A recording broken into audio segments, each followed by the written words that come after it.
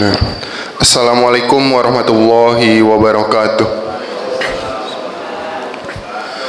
Alhamdulillahirrabbilalamin. Wassalatu wassalamu ala asrafil anbiya wal mursalin nabina wa habina Muhammadin wa ala alihi wa sahbihi ajmain. Amma ba'd. Puji syukur marilah kita panjatkan kehadirat Allah Subhanahu wa taala atas segala nikmat yang telah diberikannya kepada kita, terutama nikmat iman, nikmat Islam dan nikmat sehat walafiat. Salat serta salam marilah kita limpah curahkan kepada junjungan kita Nabi Muhammad SAW, pada keluarga, sahabat dan para pengikutnya, dan yang mana mudah-mudahan kita termasuk ke dalam pengikut beliau yang istiqomah menjalankan sunnahnya hingga akhir zaman. Amin ya rabbal alamin. Hadirin jemaah yang dirahmati Allah, alhamdulillah pada hari ini kita masih dapat melaksanakan kewajiban kita di pagi hari ini. Yang pertama melaksanakan sholat subuh berjemaah, dan yang kedua insya Allah dilanjutkan dengan kewajiban kita dalam menuntut ilmu. Alhamdulillah pada pagi hari ini telah hadir bersama kita yang kita muliakan Al-Ustadz Affan Al-Mubarak MA, yang akan menyampaikan tausiahnya dengan mengambil tema Saudaraku, inilah jalan untuk bahagia. Baik, selanjutnya kepada Al-Ustadz Affan Al-Mubarak MA dipersilahkan untuk menyampaikan tausiah. Terima kasih. Assalamualaikum warahmatullahi wabarakatuh. Bismillah. Assalamualaikum warahmatullahi wabarakatuh. Innal hamdalillah nahmaduhu wa nasta'inuhu wa nastaghfiruh. Wa na'udzu billahi min syururi anfusina wa sayyiati a'malina. Man yahdihillahu fala mudilla lahu wa man yudlil fala hadiya lahu. Asyhadu an la ilaha illallah wahdahu la syarika lahu wa asyhadu anna Muhammadan 'abduhu wa rasuluh.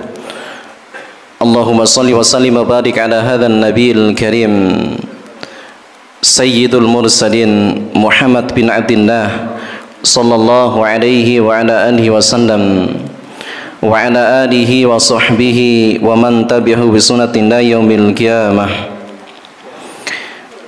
Allahumma la mani'a lima a'taita wa la mu'tiya lima mana'ta wa la yanfa'u dzal jaddi minkal jadd. Rabbi zidna ilma warzuqna fahma. Allahumma la sahla illa ma ja'altahu sahla wa anta taj'alul hazna idza syi'ta sahla. Alhamdulillah, Bapak-bapak dan Ibu sekalian, jamaah salat subuh Masjid An-Nur yang mudah-mudahan senantiasa diberikan kemuliaan dan keberkahan oleh Allah Azza wa Jalla. Selalu dan senantiasa kita bersyukur kepada Allah atas segala limpahan nikmat serta rahmatnya kepada kita semua. Terlebih nikmat iman juga nikmat Islam. Nikmat kita bisa menjalankan ketaatan kita kepada Allah Azza wa Jalla. Karena sesungguhnya tidak ada nikmat yang lebih besar yang selalu Allah limpahkan dan berikan kepada seorang hamba, melainkan kenikmatan tersebut adalah kenikmatan berupa dimudahkannya oleh Allah kita dalam menjalankan ketaatan kepada Allah Jalla Jalaluhu.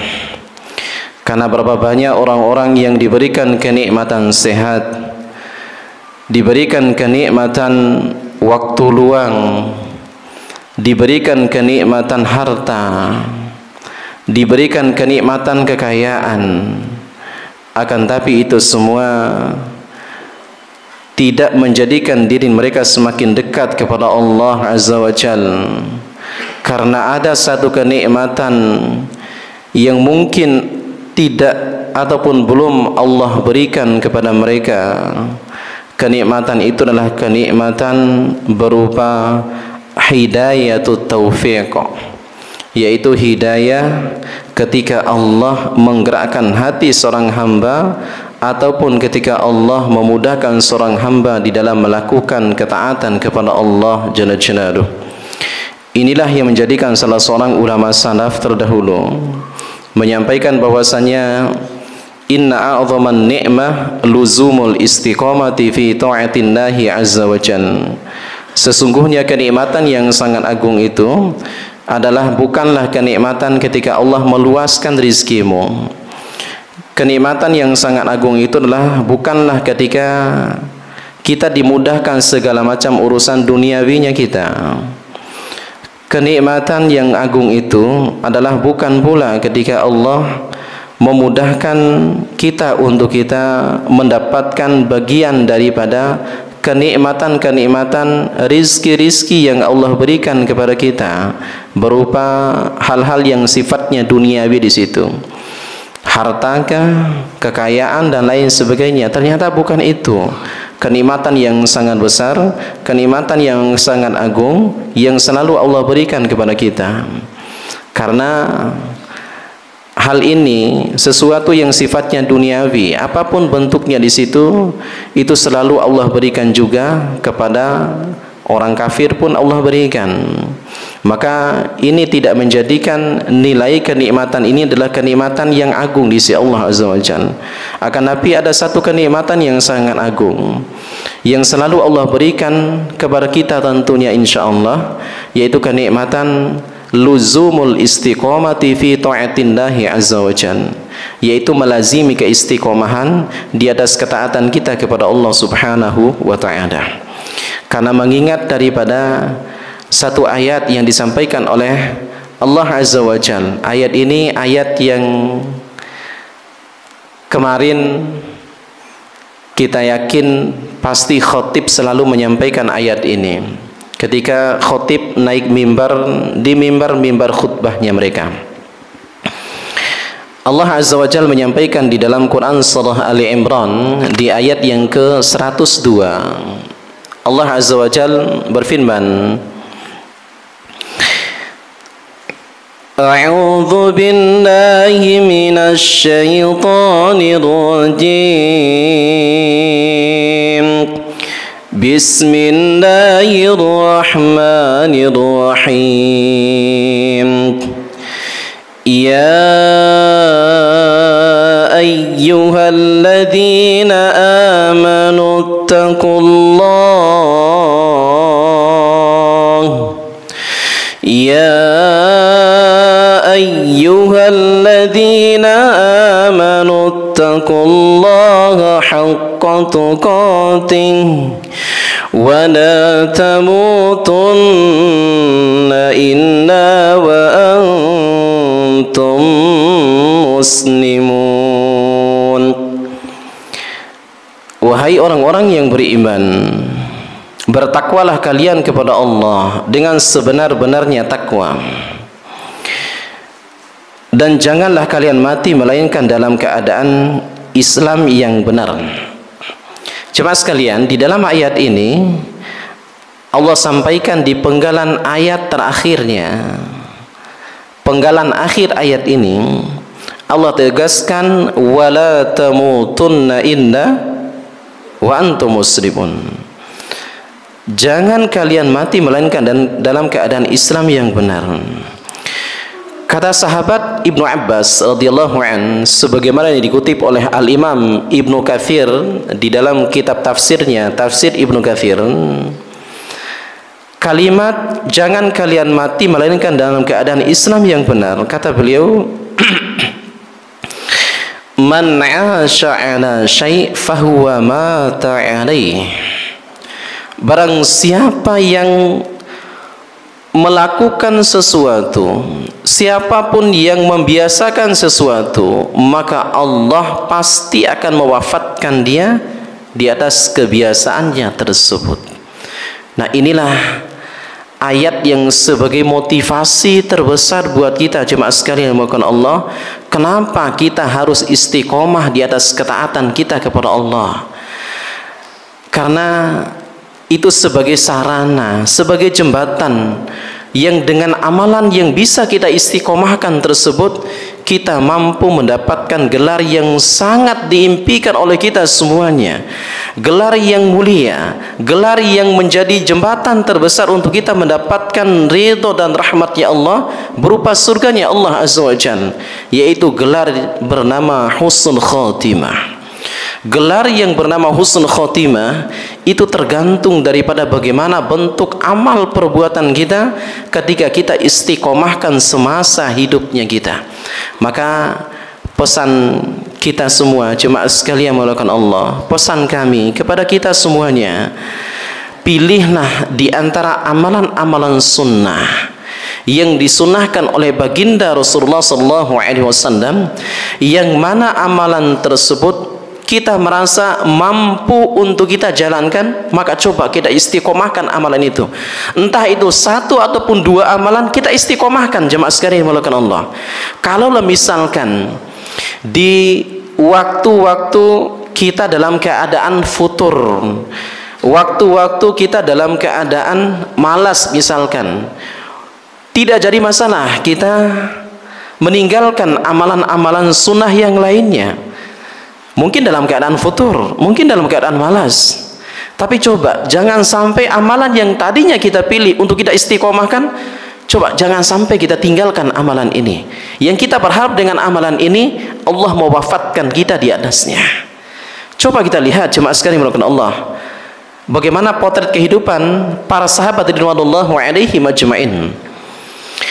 Para sahabat ridwanullah alaihim ajmain yang hampir semuanya mereka mendapatkan kemuliaan dan bahkan mendapatkan nilai surga yang sangat tinggi di sisi Allah Subhanahu wa taala.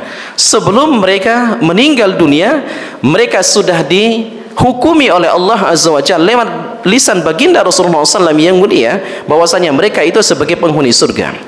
Emang mereka selalu berada di jalan jihad, di jalan Allah Azza wa Jalla, berperang melawan orang-orang kafir bersama baginda Rasulullah SAW.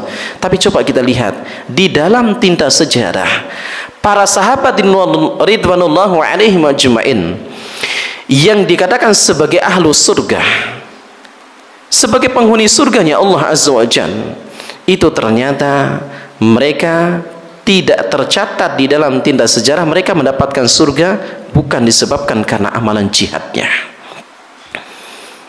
Mereka mendapatkan surga bukan disebabkan karena mereka berperang di jalan Allah Azza wa Jalla melawan orang-orang kafir di medan jihad. Ternyata tidak. Kenapa? Karena Allah tidak mengabadikan, Allah tidak menjadikan mereka mendapatkan surganya Allah Subhanahu wa taala disebabkan karena amalan tersebut, karena Allah Maha tahu mungkin amalan itu tidak mampu untuk kita amalkan dan tidak mampu untuk kita ikuti hari ini.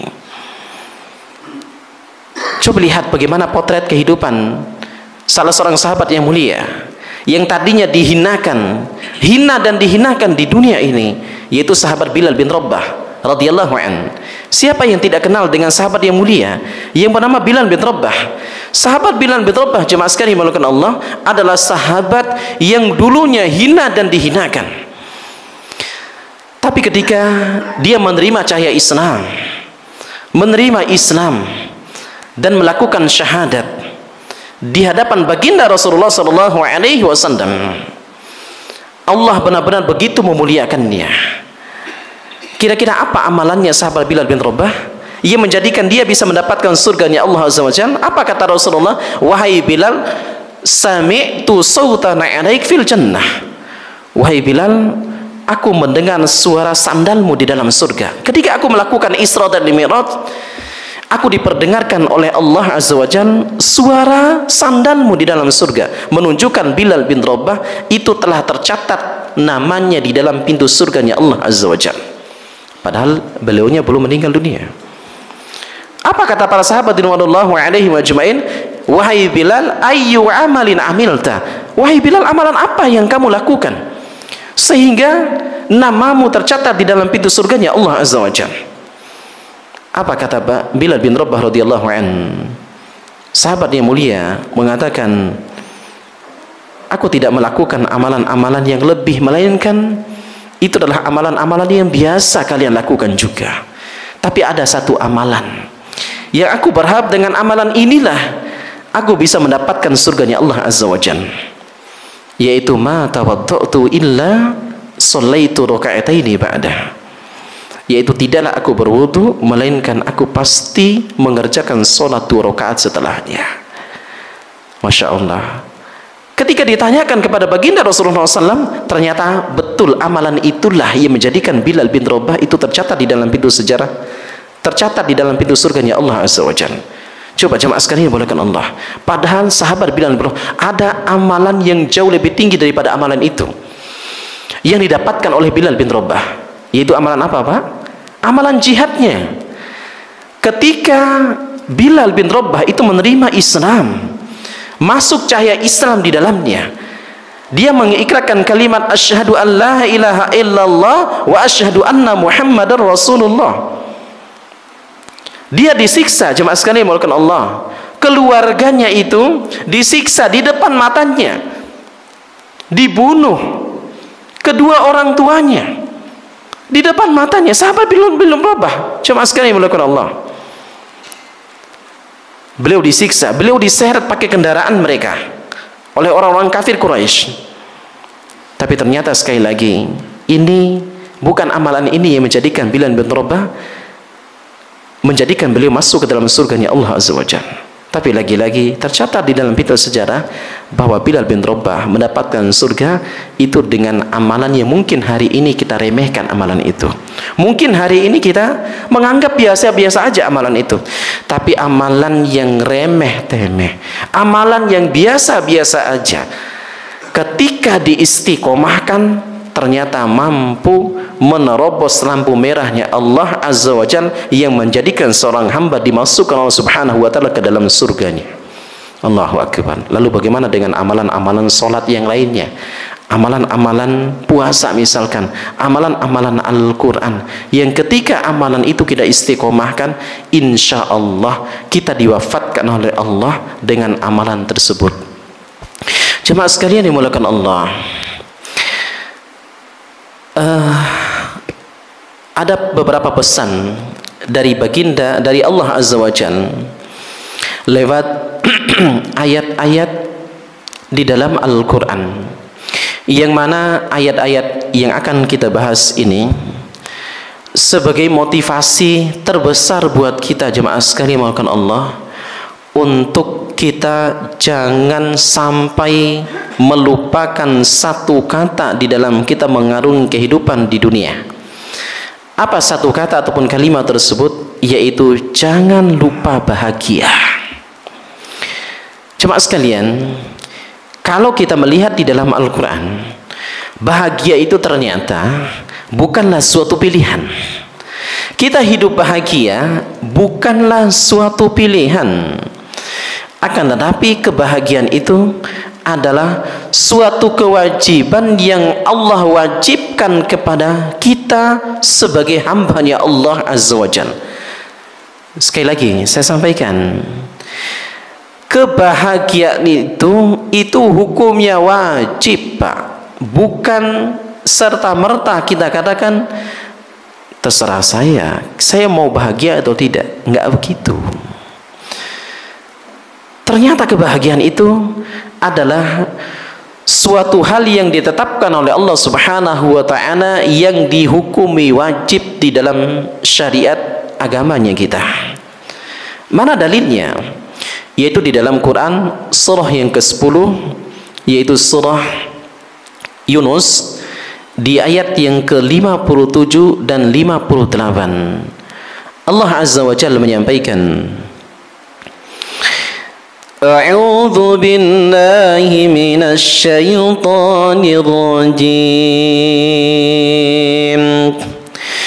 Ya ayyuhan nasu qad ja'akum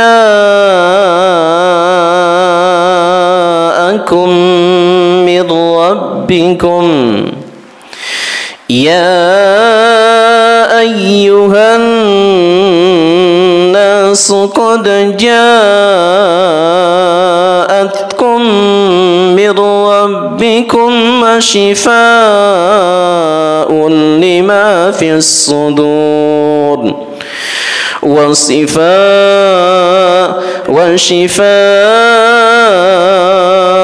لما في الصدور وهدى ورحمة للمؤمنين قل بفضل الله وبرحمته فبذلك فليفرحوا هو خير مما يجمعون. Kata Allah, wahai sekalian manusia, qad ja'atkum mau'izatun min rabbikum, telah datang kepada kalian dari Rabb kalian mau'izah, yaitu peringatan. Yang mana peringatan ini yaitu berupa Al-Quran. Syifa'un lima fis sudur. Al-Quran ini sebagai penyembuh dari segala macam penyakit yang ada di dalam dada-dada kalian, kata Allah. Wahudan, petunjuk-petunjuk, warahmah, dan cinta, kasih sayang dari Allah lil mu'minin, hanya diperuntukkan bagi orang-orang yang beriman. Allah tutup kalimatnya di ayat yang selanjutnya, qul bi fadlillahi wa bi rahmatihi fabidzalika falyafrahu. Katakanlah wahai Muhammad, yang demikian itu, kata Allah, hendaklah mereka berbahagia, kata Allah. Falyafrahu, hendaklah mereka berbahagia. Huwa khairum mimma yajma'un, yang mana kebahagiaan itu jauh lebih baik daripada kebahagiaan yang mereka cari ketika di dunia. Jemaah sekalian, para ulama mufassirin, para ulama tafsir, ketika menjelaskan ayat ini, mereka menetapkan satu kaidah yang sangat mulia di dalam Islam, dan kaidah ini sebagai satu hukum yang baku di dalam kita mengarungi kehidupan di dunia ini. Dari kalimat falyafrahu, hendaklah mereka bahagia, ini para ulama menetapkan satu hukum yang baku di sini, jemaah sekalian, bahwasanya kebahagiaan itu hukumnya wajib.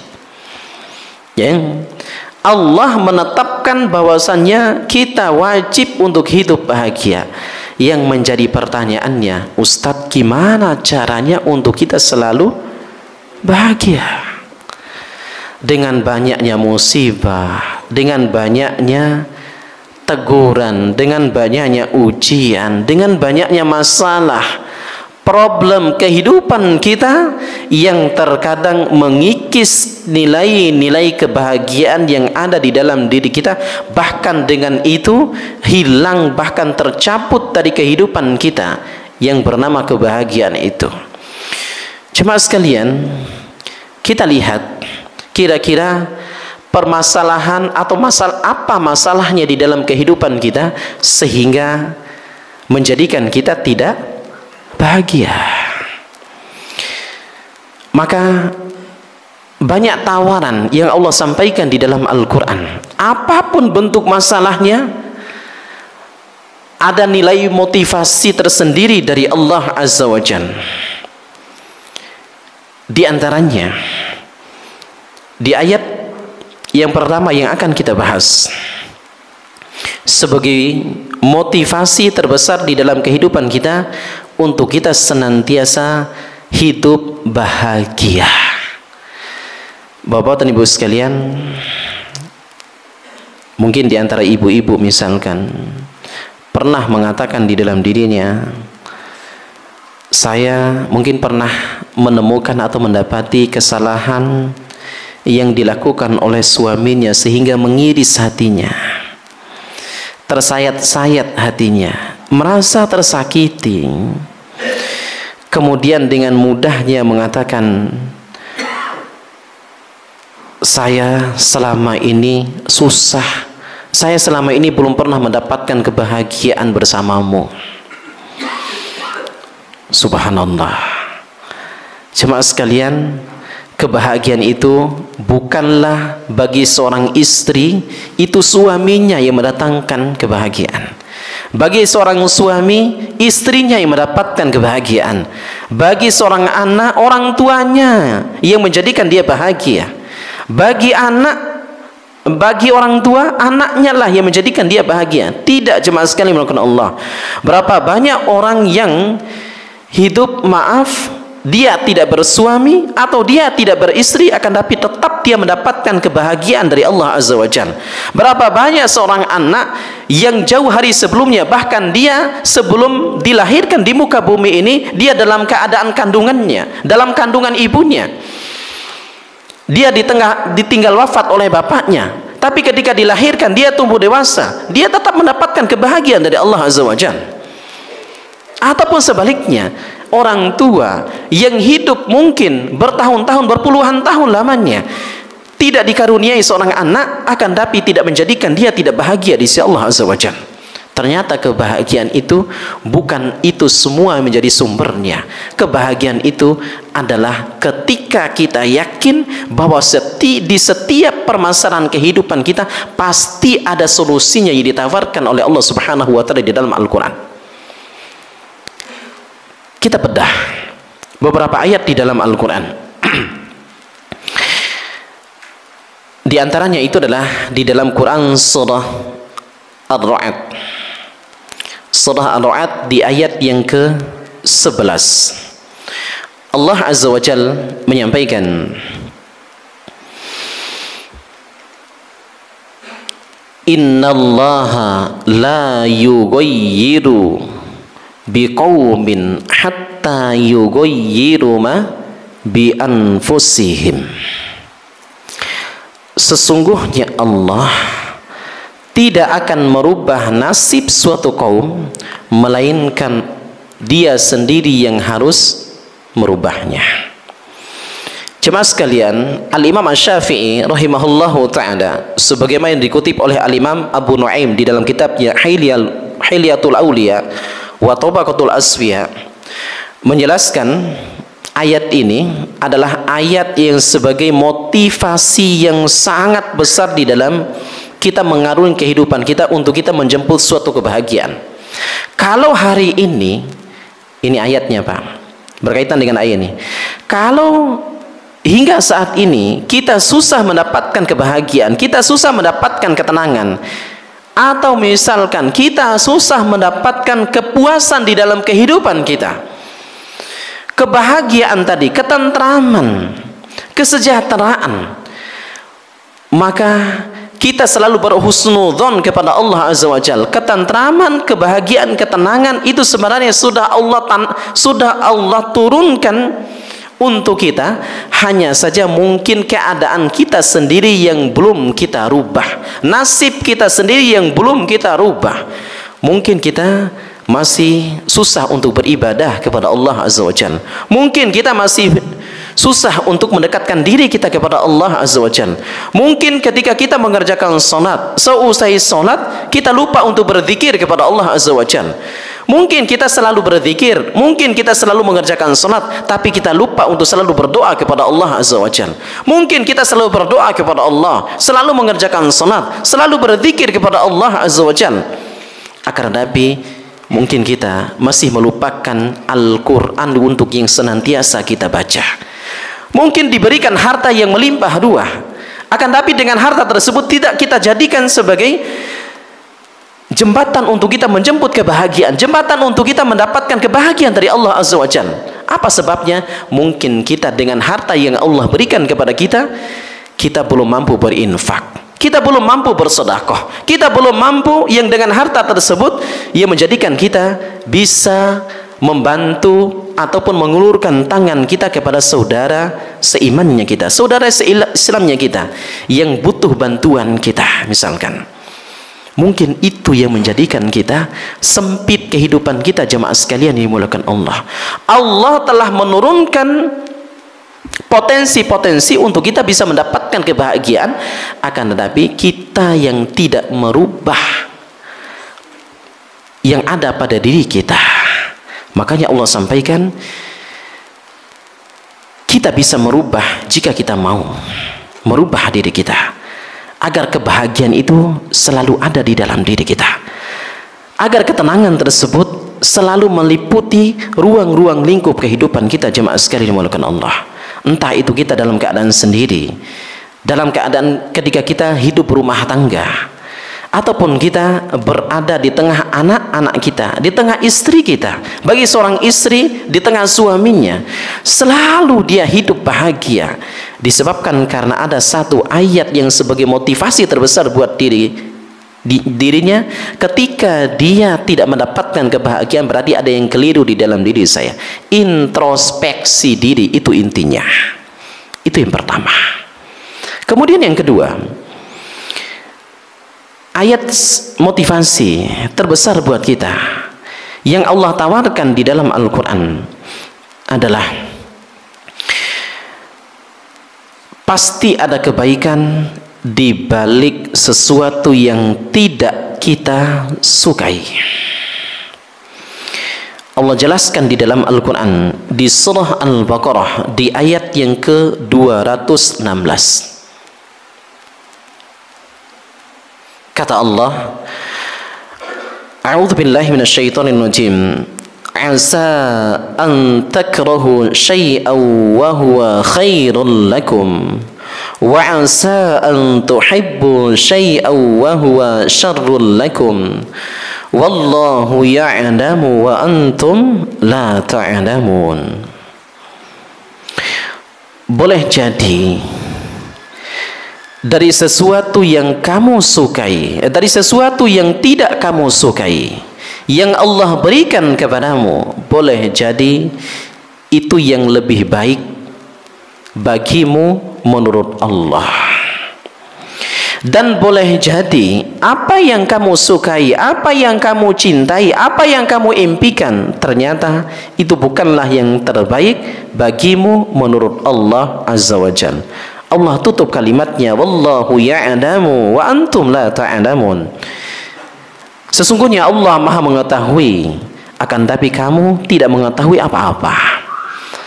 Cuma sekali dimulakan Allah, terkadang kita menganut kehidupan di dunia yang tadi kita mengatakan bahwasannya, Ustadz mau gimana? Saya ingin selalu mendapatkan kebahagiaan, saya ingin selalu mendapatkan ketenangan, saya ingin selalu mendapatkan kesejahteraan, ketentraman di dalam menganut kehidupan di dunia ini. Tapi bertubi-tubi masalah itu datang. Yang namanya masalah, jemaah sekalian, pasti itu adalah sesuatu yang tidak kita sukai, sesuatu yang tidak kita inginkan, sesuatu yang tidak kita impikan. Yang terkadang selalu kita berlindung kepada Allah Subhanahu wa Ta'ala agar musibah ataupun sesuatu yang tidak kita sukai tersebut dihindarkan oleh Allah Azza wa Jalla dari kita. Tapi bagaimana caranya? Ketika Allah telah menetapkan musibah, ketika Allah menetapkan ujian, ketika Allah telah menetapkan sesuatu yang ternyata sesuatu itu tidak kita sukai, tapi tetap kita dalam keadaan tenang, tetap kita bisa mendapatkan kebahagiaan di sisi Allah Subhanahu wa Ta'ala. Maka apa kata Allah? Tanamkan keyakinan di dalam diri kita. Misalkan ketika terjadinya suatu musibah yang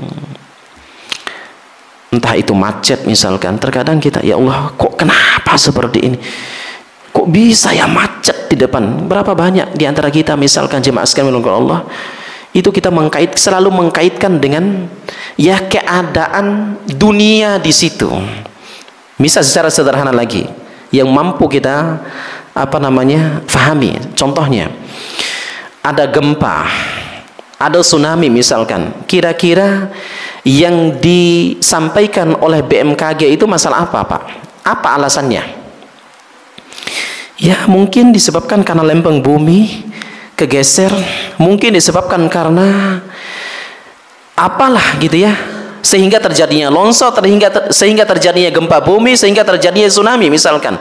Nah, kalau hal-hal ini terjadi jemaah sekalian menurut Allah, selalu kita kaitkan disebabkan karena alam. Pertanyaannya, kapan hal ini akan menjadi dasar untuk kita untuk evaluasi diri kita, ya, sehingga hal ini berubah. Allah menjadikan suatu perubahan di dalam diri kita menjadi lebih baik, Selalu kita bersuudzon kepada Allah Subhanahu wa taala kalau ini dikaitkan dengan alam saja. Ya.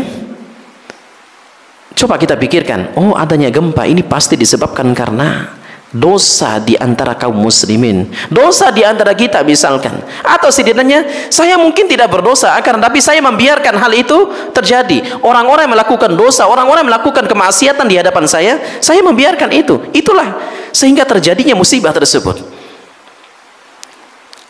Dan terlepas daripada itu semua, apapun bentuk musibah itu atau tadi itu, ketika macet bisa, oh ini pasti disebabkan karena dosa dan kemaksiatan saya.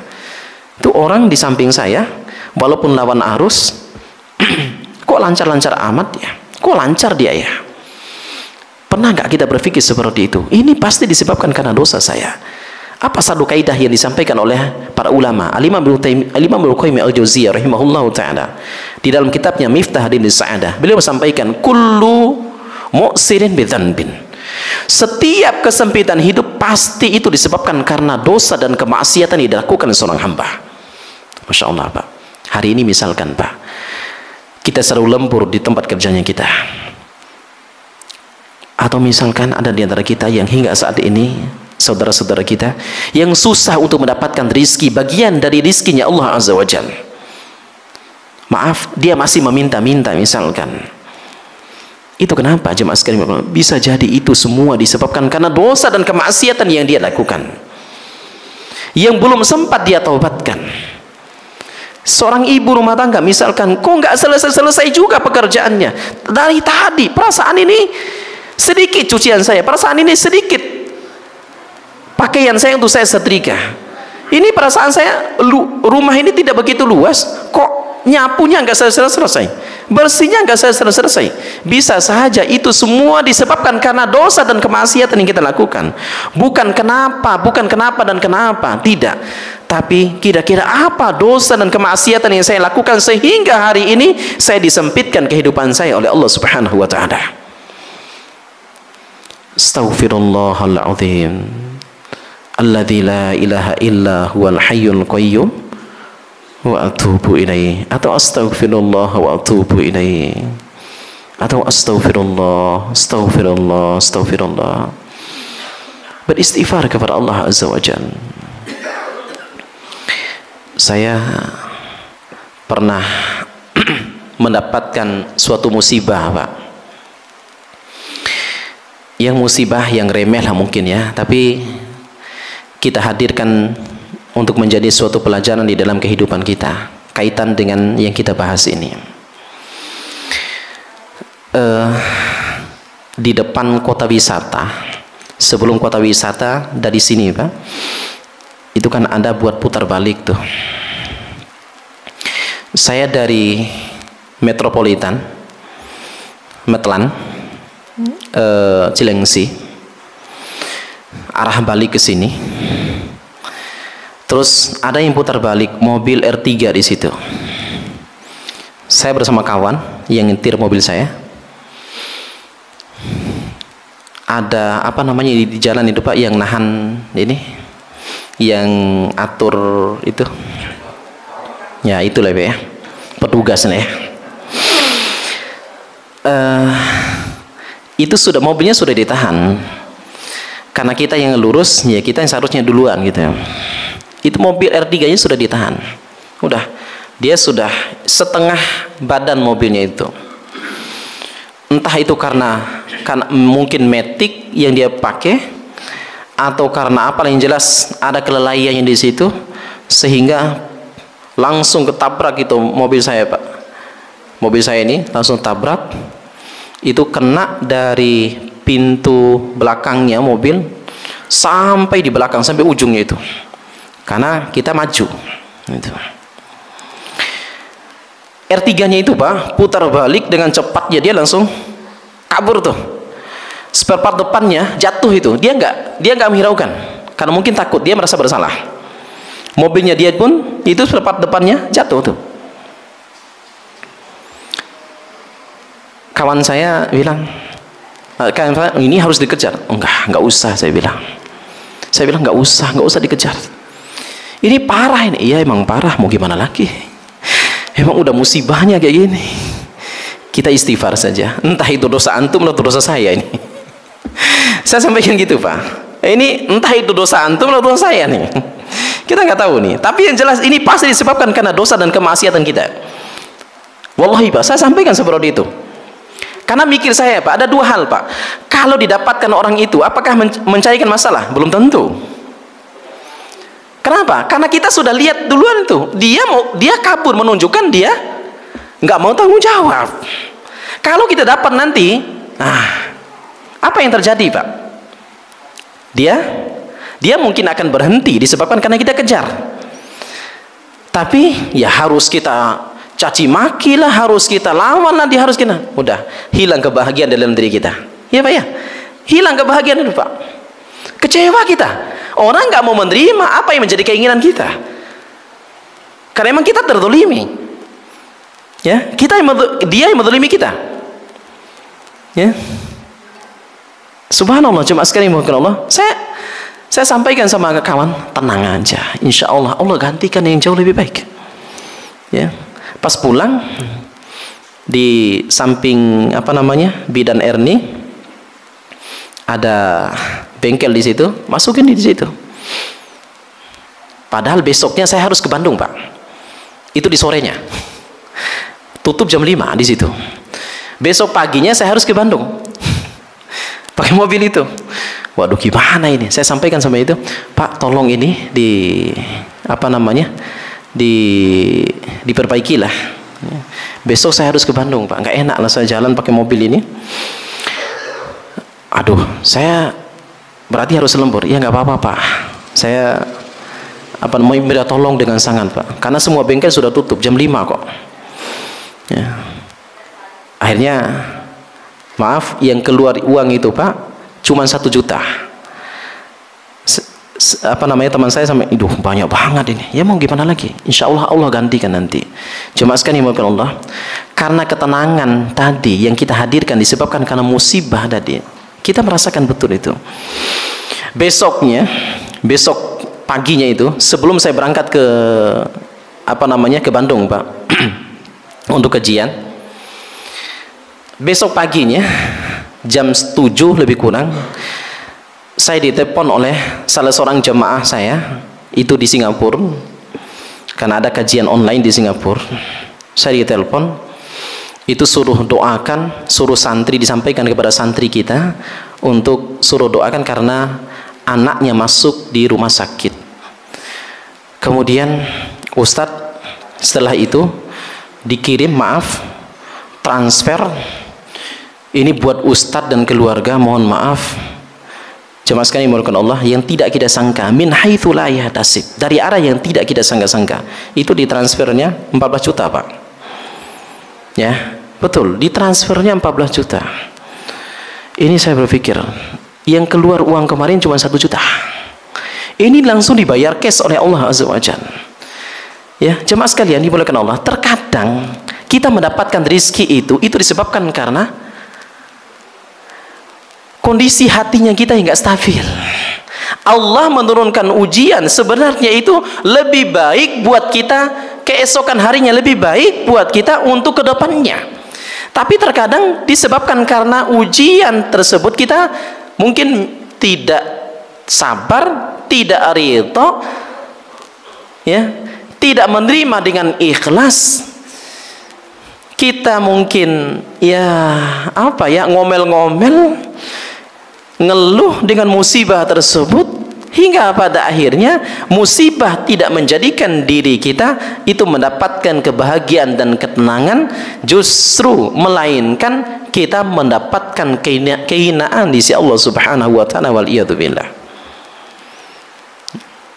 Ingat pesan Allah, di setiap kesulitan, di setiap sesuatu yang tidak kita sukai, pasti itu ada kebaikannya di balik itu semua.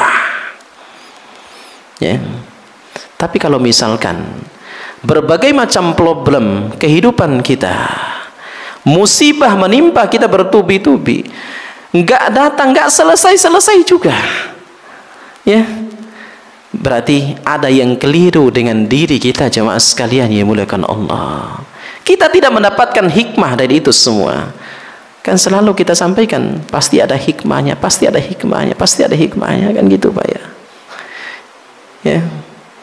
Tapi ingatlah, hikmah itu tidak akan kita dapatkan, melainkan ketika adanya musibah, kita harus melewatinya dengan sabar dan ridha terhadap musibah tersebut. Ingat, jemaah sekalian dimuliakan Allah, Allah sampaikan betul di dalam hadis dari Nabi SAW itu, Allah sampaikan bahwasanya takdir itu ada dua Pak, ada takdir yang baik dan ada takdir yang buruk, kan gitu Pak ya. Betul nggak Bu? Ya, ada takdir yang baik dan ada takdir yang buruk. Tapi ingatlah jemaah sekalian dimuliakan Allah, entah itu takdir yang baik atau takdir yang buruk yang Allah berikan kepada kita, pasti semuanya itu Allah inginkan kita baik. Apa takdir yang baik? Ya kita mendapatkan yang kita sukai, itu takdir yang baik. Apa takdir yang tidak baik? Yaitu kita mendapatkan musibah, kita mendapatkan ujian, itu kan takdir yang tidak baik Pak. Takdir yang tidak baik yang tidak kita inginkan. Sakit ada, apakah ada orang yang menginginkan sakit? Kan nggak ada. Itu takdir yang tidak baik.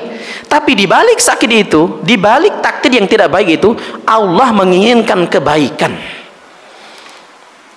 Ya, Allah menginginkan kebaikan. Dalam satu konsep di dalam kehidupan kita, ketika Allah menurunkan sesuatu yang kita sukai, berarti yang diinginkan oleh Allah itu adalah kita bersyukur kepada Allah Azza wa Jalla. Di setiap kenikmatan yang kita dapatkan, di setiap rezeki yang Allah berikan kepada kita, maka pastikan semuanya itu telah kita bersyukur kepada Allah Subhanahu wa taala. Makanya salah seorang ulama, Imam Hasan Al-Basri rahimahullahu taala menyampaikan, kullu ni'matin la tuqarribu minallah fahiya baliyah.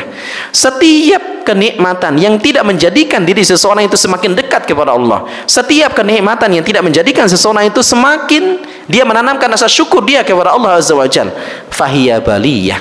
Kenikmatan tersebut pasti nantinya akan bernilai musibah di sisi Allah Subhanahu wa taala. Ini takdir yang baik, Pak. Tapi kalau kita tidak bersyukur, akan menjadi buruk juga di hadapan Allah. Ini takdir yang baik, Pak. Ya.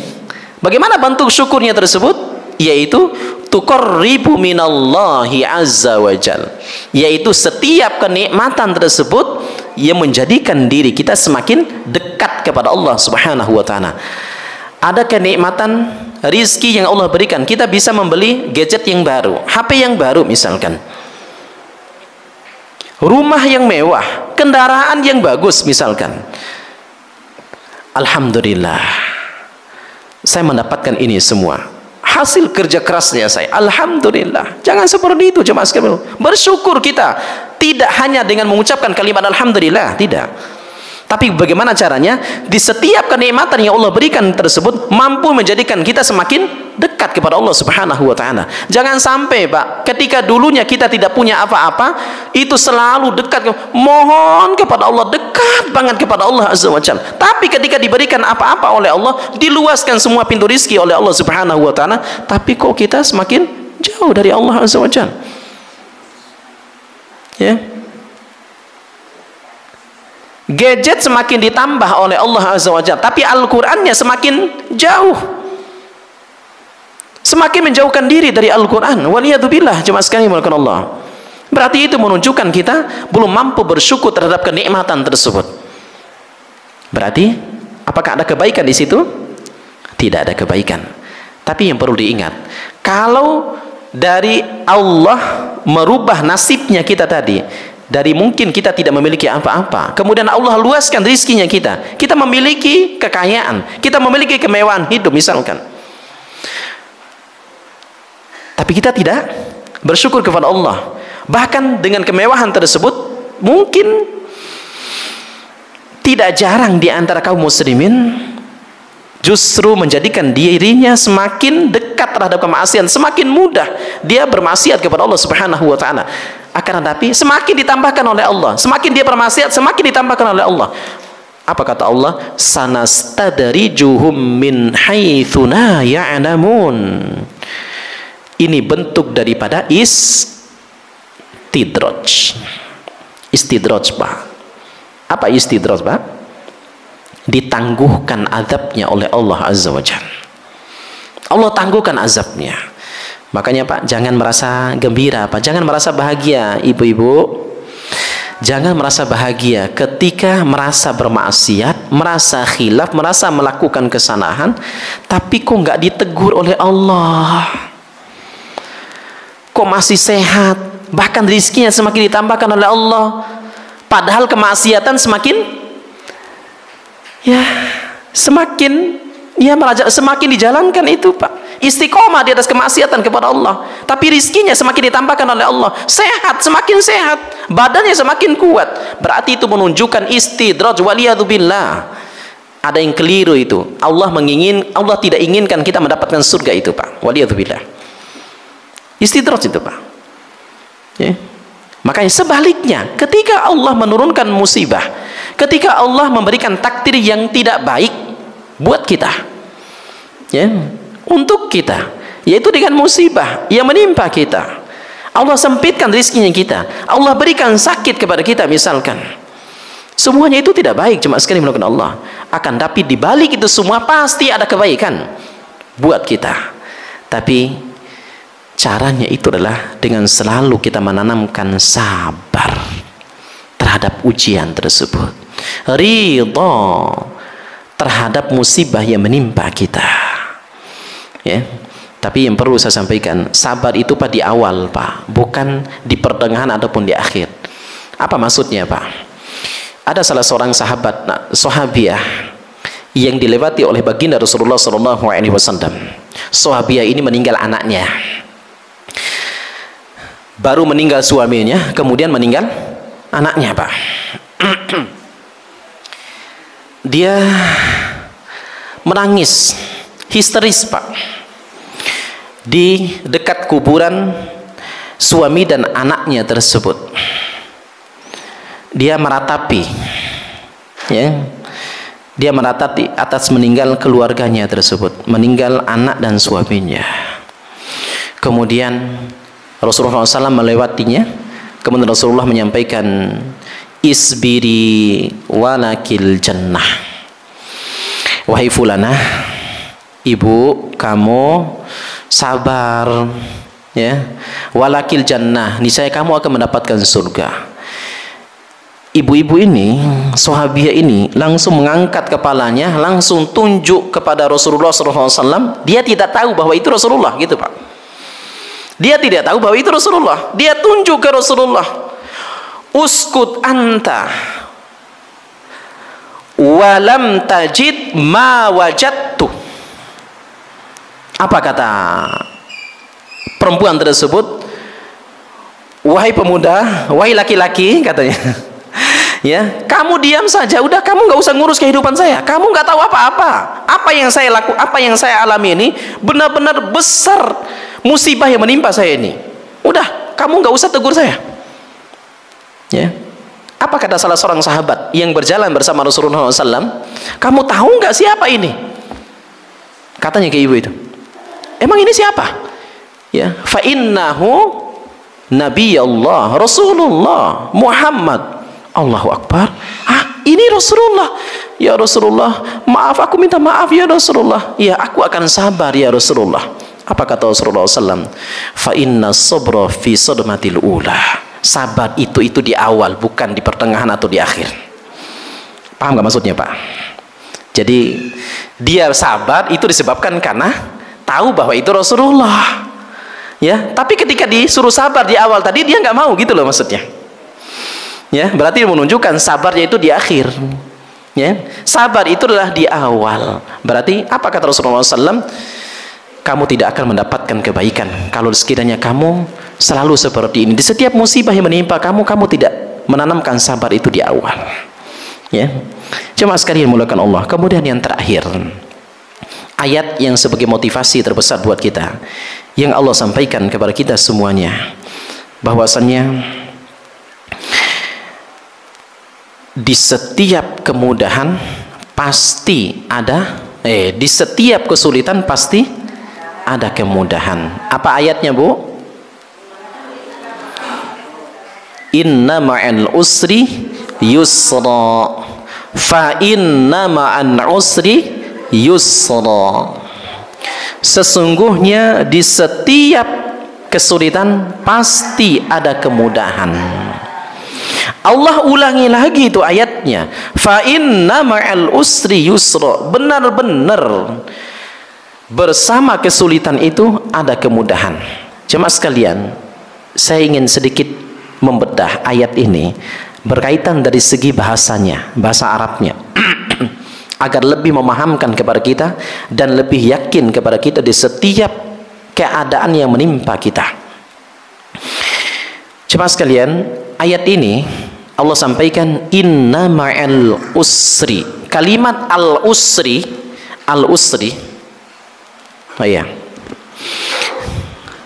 nggak ada buat nulis, tapi insya Allah saya paham, saya yakin, berhusnudon, ibu-ibu dan bapak pasti paham insya Allah, karena ibu-ibu dan bapak-bapak Masjid An-Nur itu insya Allah karena selalu mendapatkan cahaya An-Nur, ya pintar-pintar dan cerdas semua insya Allah. Ya amin, walaupun nggak belajar Bu ya.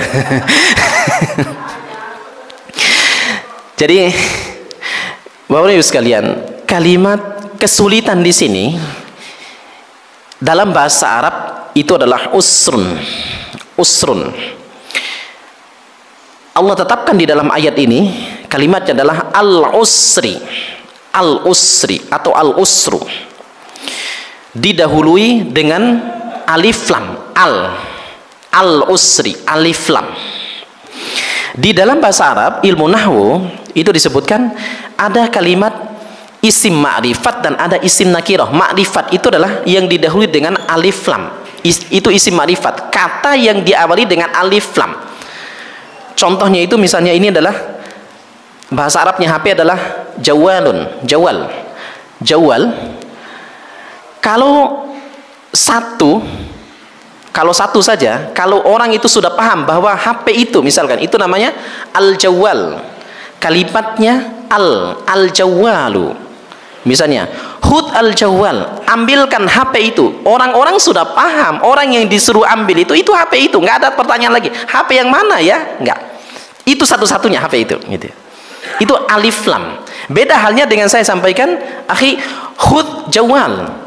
Akhi ambilkan HP dengan tanpa alif lam. Berarti menunjukkan HP ini banyak.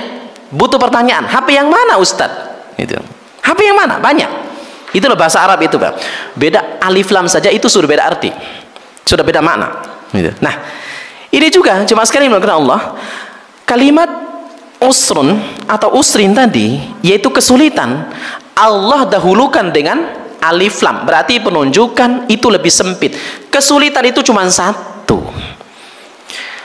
Ma'al yusra, inna ma'al usri yusra. Tapi ketika Allah berbicara terkait masalah kemudahan, tidak Allah gunakan alif lam, yaitu yusra.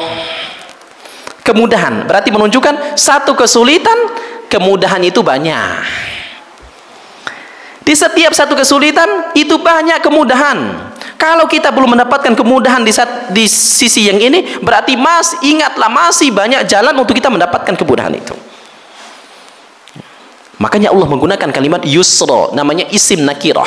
Isim nakirah itulah tidak diawali dengan alif lam. Sifatnya itulah umum, banyak. Banyak. Bukan satu, bukan dua. Bahkan bukan tiga, banyak yusra.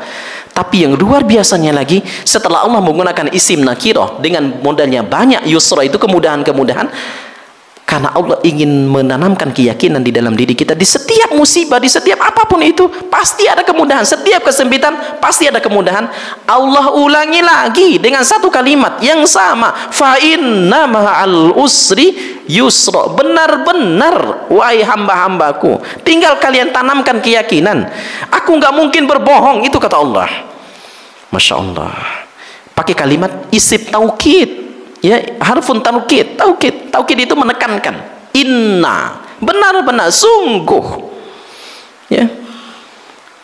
Tinggal kita tanamkan keyakinan, jemaah sekalian. Tidak ada permasalahan kehidupan. Ya Allah, aku nggak mampu. Ya Allah, aku nggak ada. La yukallifullahu nafsan illa wus'aha. Tidak ada musibah, tidak ada kesempitan hidup, tidak ada masalah yang tidak mampu untuk kita hadapi. Ingat itu jemaah sekalian yang dimuliakan Allah. Ya, jemaah sekalian, ini beberapa ayat yang sebagai motivasi terbesar buat diri kita. Terakhir saya sampaikan, setiap ada musibah, setiap ada kesulitan, setiap ada kesempitan hidup, semuanya itu pasti baik menurut Allah buat kita. Yang hari ini belum mendapatkan anak misalkan, pasti ini yang terbaik menurut Allah, yang walaupun kita harus menjemput kebahagiaan itu melewati dengan harus meneteskan air mata sekalipun.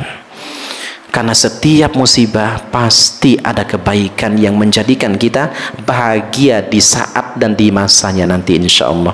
Wallahu a'lam wa a'lam bishawab. Mungkin ini saja yang bisa saya sampaikan. Mungkin ada hal yang perlu kita diskusikan, silakan.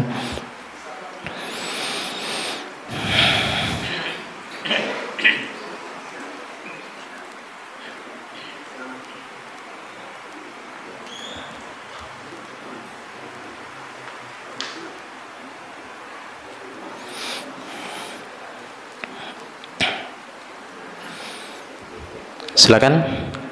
Kalau nggak ada, alhamdulillah, biar cepat pulang, Be.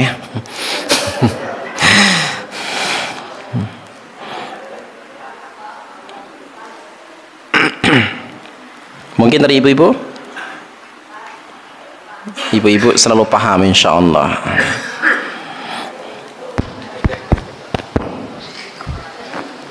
Baik, selanjutnya untuk sesi diskusi atau tanya jawab, dipersilahkan kepada para jemaah jika ada yang ingin ditanyakan.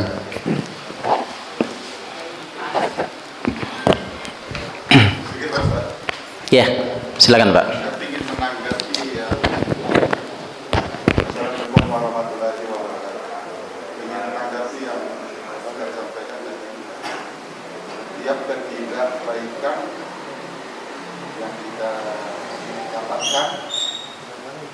Adalah karena ada sesuatu hal yang buruk kita lakukan. Kalau saya kaji menurut pemahaman saya kurang pas, itu pemahaman saya. Yeah. Kurang pasnya gimana? Bukankah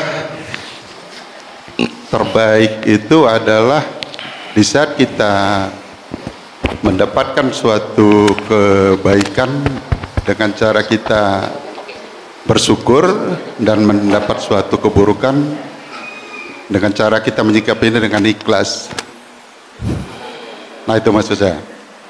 Jadi kalau kita selalu menganggap suatu ketidakbaikan yang kita dapatkan adalah suatu keburukan, akan menjadi bertolak belakang dengan apa-apa yang sudah ditetapkan Allah terhadap orang-orang atau bahkan sekelas Nabi yang dulu, contoh seperti Nabi Ayub, yang dalam kehidupannya lebih kurang 18 tahun itu sakit yang begitu lama menimpa diri dia.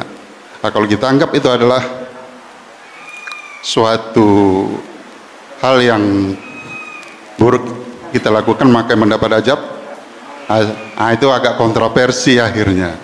Nah, jadi kalau menurut saya, di saat kita mendapatkan suatu kebaikan dengan cara kita bersyukur, di saat kita menerima keburukan, hendaknya kita ikhlas, kira-kira begitu. Bahkan saya punya rumus tersendiri gini Pak Ustadz, seperti yang bagiannya tadi sudah Pak Ustadz sampaikan.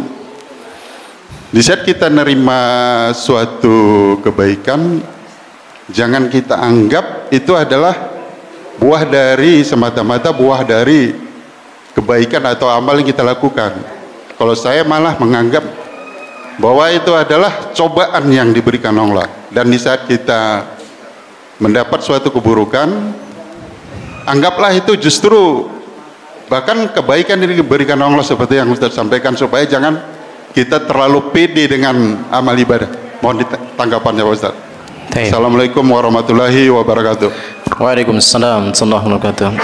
Baik, barakallahu fikum. Semoga Allah memberkahi Bapak dan keluarga di rumah. Jemaah sekalian mulakan Allah, emang di setiap musibah yang menimpa kita, kita harus bagi dulu musibah ini. Ya, kita harus tahu dulu musibah yang menimpa kita itu ada dua bentuknya sebagaimana yang disampaikan oleh para ulama. Ya, yang pertama ada musibah yang berbentuk ujian dan ada musibah yang berbentuk teguran atau adab. Ya, karena terkadang jemaah sekalian muliakan Allah, sebagaimana disampaikan tadi, ada kalanya juga ini sebaliknya dari yang disampaikan oleh Bapak tadi. Terkadang emang manusia itu selalu pede juga, selalu pede ketika dia mendapatkan musibah. Oh iya, ini karena ketidaktahuan ilmunya tadi, sehingga dia pede, ya Allah, ini ujian, ya Allah, ini ujian. Itu musibah yang dia dapatkan, kemudian tidak ada kata lain yang dia sebutkan melainkan itu adalah ujian. Ujian itu berarti menunjukkan terlalu dia pede. Ini adalah ujian, ya Allah. Kalau ujian berarti ini menunjukkan bahwasanya imannya itu sedang naik. Padahal itu belum tentu juga ujian. Musibah iya, tapi itu belum tentu ujian. Nah, bisa saja musibah yang menimpa dia saat itu adalah teguran ataupun adab dari Allah Azza wa Jalla. Sehingga jemaah sekalian dimuliakan Allah, bagaimana cara kita memahaminya? Apakah ujian, apakah musibah tersebut ujian atau adab? Kalau musibah tersebut berbentuk adab, maka kita harus bertobat kepada Allah Azza wa Jalla. Maka kita harus memperbanyak beristighfar kepada Allah Azza wa Jalla. Tapi kalau sekiranya musibah tersebut itu adalah berbentuk ujian, maka itu yang menjadikan diri kita itu sabar dan lain sebagainya, yang menjadikan Allah semakin meninggikan derajat kita di sisi Allah Subhanahu wa taala. Bagaimana caranya untuk mendeteksinya? Apakah musibah yang menimpa kita, entah itu kita sakit, entah itu kita disempitkan rezeki, entah itu kita ada percokcokan bersama keluarga kita di rumah dan lain sebagainya, ya, kita lihat di situ. Ketika terjadinya itu semua, kita dalam keadaan iman kita itu naik, atau kita seusai melakukan ketaatan kepada Allah Azza wa Jalla, terjadinya musibah tersebut, berarti musibah tersebut bernilai ujian di sisi Allah Subhanahu wa taala. Tapi kalau sebaliknya, ketika musibah tersebut turun, kita dalam keadaan sakit dan lain sebagainya, disempitkan rezeki kita, semakin disempitkan rezeki kita, itu ternyata disebabkan karena kita jauh dari Allah. Ya, kita jauh dari Allah, kita melalaikan Allah, kita bermaksiat kepada Allah Subhanahu wa taala. Berarti itu menunjukkan musibah ini apa, Pak? Teguran dari Allah Azza wa Jalla. Itu adalah teguran, adab dari Allah Azza wa Jalla. Tapi ini semua tetap baik, entah itu ujian ataupun adab. Kenapa baik itu ujian? Jelas, itu ujian Allah inginkan, karena ujian itu adalah sebagai sinyal baik bahwasanya Allah sedang jatuh cinta kepada seorang hamba, disebabkan karena imannya itu sedang naik. Allah berikan ujian. Kenapa itu adab itu dikatakan sebagai suatu kebaikan juga? Itu disebabkan karena Allah tidak ingin dia melakukan dosa dan kemaksiatan. Allah tidak ingin dia membawa dosa dan kemaksiatan itu sampai menghadap Allah, yang menjadikan dia itu masuk ke dalam nerakanya Allah Azza wa Jalla. Maka Allah Allah bersihkan dulu dia ketika di dunia. Allah tidak ingin, ya, dosa dan kemaksiatan yang dilakukan di dunia itu dia bawa sampai hari kiamat nanti. Tidak ada yang mampu membersihkan dosa dan kemaksiatan itu, melainkan Allah harus memasukkan dia ke dalam neraka gitu. Walaupun nanti pada akhirnya dia dimasukkan Allah ke dalam surga, tapi Allah tidak ingin itu. Makanya Allah azab dulu dia ketika di dunia. Allah berikan balasan dulu ketika di dunia. Makanya Allah sampaikan di dalam, Rasulullah SAW sampaikan di dalam hadis yang sahih riwayat Imam At-Tirmidzi, bahwasanya idza aradallahu bi khairan ajjala lahu uqubah fid dunya. Ketika Allah menginginkan seorang hamba suatu kebaikan pada seorang hamba, ketika Allah itu jatuh cinta kepada seorang hamba, ketika Allah itu memilih seorang hamba tersebut menjadi orang yang baik, maka ajjala lahu uqubatan fid dunya, uqubatan fid dunya, maka Allah akan menyegerakan sanksinya ketika di dunia. Allah akan segerakan tegurannya ketika di dunia juga. Masya Allah jemaah sekalian dimuliakan Allah. Ya, mungkin ini bahasa yang tepat, Pak, ya. Ya, nah, betul kata Bapak tadi. Artinya Tidak semua, karena berdasarkan kalimat tadi, yaitu setiap setiap musibah, karena musibah ini secara umum tadi, ya, musibah itu secara umum. Ada musibah yang berbentuk ujian, ada musibah yang berbentuk adab, ya. Wallahu a'lam wa a'lam bis-shawab. Baik Ustadz, mengingat waktu cukupkan. Terima kasih Ustadz atas materi yang diberikan. Semoga apa yang disampaikan tadi dapat bermanfaat bagi kita semua. Amin ya rabbal alamin. Selanjutnya mohon ditutup dengan doa Ustadz. Taib. Kita berharap kepada Allah Azza wa Jalla, mudah-mudahan kita senantiasa diberikan keistiqomahan oleh Allah Azza wa Jalla di atas ketaatan kita kepada Allah, karena kita mengingat diri kita tidak mampu untuk melakukan apa-apa, termasuk daripada bagian bentuk penghambaan kita kepada Allah Subhanahu wa ta'ala dengan amal-amal soleh kita, melainkan itu semua atas dasar pertolongan dan taufik dari Allah Subhanahu wa ta'ala.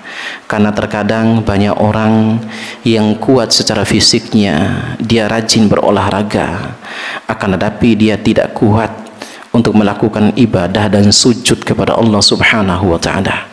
Berarti kita yang hari ini itu seusai kita baru mengerjakan ketaatan kepada Allah, tambah rasa syukur lagi karena barusan kita telah diberikan taufik yang sangat besar, kenikmatan yang sangat besar oleh Allah Subhanahu wa ta'ala. Mudah-mudahan kita senantiasa diberikan taufiknya oleh Allah Subhanahu wa ta'ala. Allah jadikan kita sebagai hamba-hambanya yang beriman, hamba-hamba yang bertakwa, dan hamba-hambanya yang selalu mengedepankan amal-amal soleh, sehingga pada akhir daripada kehidupan nanti kita semua mendapatkan gelar yang mulia di sisi Allah yang bernama husnul khatimah. Dan juga Allah wafatkan kita di atas Islam dan sunnah Nabi SAW. Di hari kiamat kelak kita dikumpulkan Allah Subhanahu wa ta'ala bersama keluarga kita di Jannatul Firdaus bersama baginda Rasulullah SAW. Amin ya rabbal alamin. Subhanakallahumma bihamdik, asyhadu an la ilaha illa anta, astaghfiruka wa atubu ilaik. Dari saya, assalamualaikum warahmatullahi wabarakatuh.